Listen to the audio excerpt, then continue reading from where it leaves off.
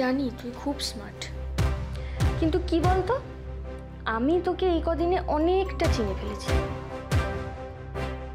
তুই কি করবি, কেমন ভাবে করবি, কিভাবে করবি, সবটা আমি বুঝে গেছি। তাই এবার আমাকে জব্দ করাটা না অতটা সোজা হবে না।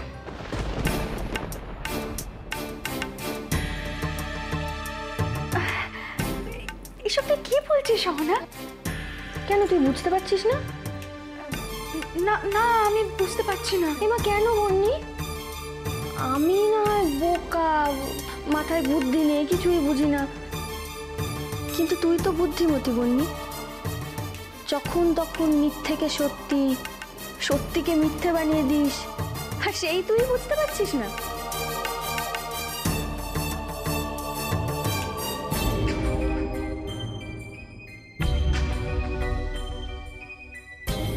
ও বাবা, এই অহনাটা তো আজ আমাদের ছাড়বে বলে মনে হচ্ছে না।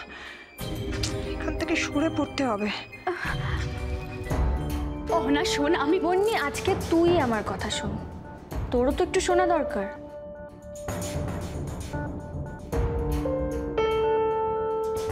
আচ্ছা বন্নি, তোর মনে আছে আমি তোকে বলেছিলাম যে আমার সামনে কোনো অভিনয়, কোনো রাগঢাক করার দরকার নেই, মনে আছে?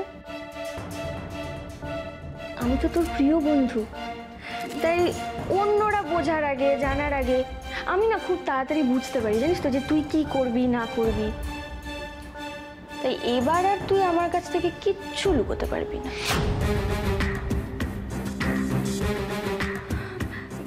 অহনা, লুকানোর কি আছে বল?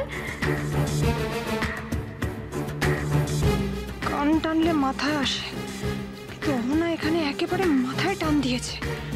অন্নি, মানে এবার কানেও হাত পড়বে।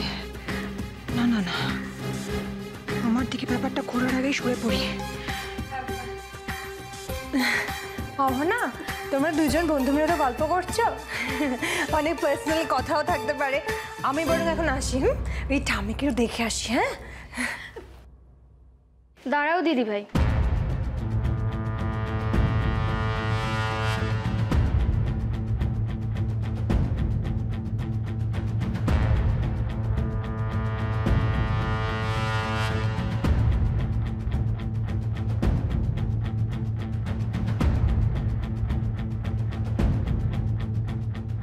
আসলে আজ এই ঘরে আমি কিছু কথা পরিষ্কার করে দিতে চাই, আর সেটা তোমার জানাটাও খুব দরকার,